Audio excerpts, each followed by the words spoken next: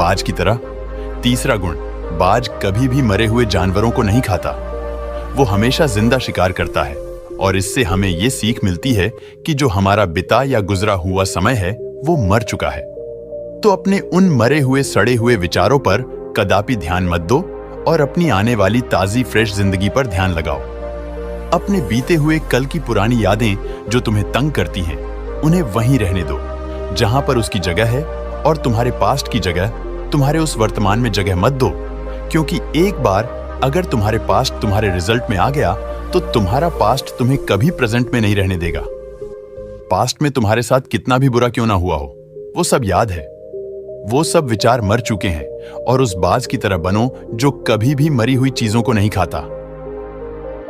Video आगे बढ़ने से पहले कृपया आपके और मेरे चैनल को सब्सक्राइब करके इस परिवार का हिस्सा जरूर बने, ताकि ऐसी ज्ञानवर्धक कहानियां आपको मिलती रहे। चलिए चलते हैं कहानी की ओर। चौथा गुण, जब आंधी तूफान आते हैं तो बाज बहुत ज्यादा खुश हो जाता है।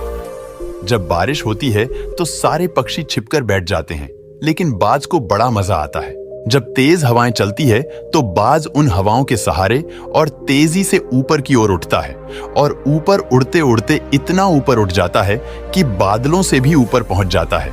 और इससे भी एक बहुत बड़ी सीख मिलती है कि मुसीबत में मजा ढूंढो।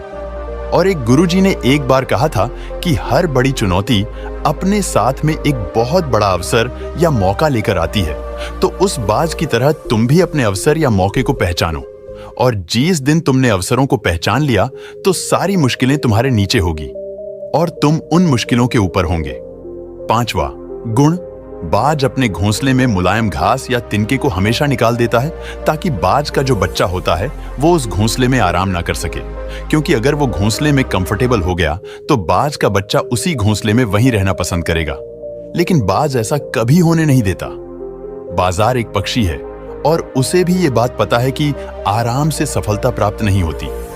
लेकिन हम तो इंसान हैं ना, और इंसान होने के बावजूद भी कई सारे लोग इस बात को समझते ही नहीं हैं। आप जितना इस उम्र में तुम आराम करोगे तो आपकी लाइफ में आने वाले टाइम में उतनी ही ज्यादा अनकंफर्टेबल और ज्यादा ही कठिन हो जाएगी। इसलिए इस गोल्डन टाइम को बिल्कुल भी बर्बाद मत करो और अपने लक्ष्य की योजना बनाओ।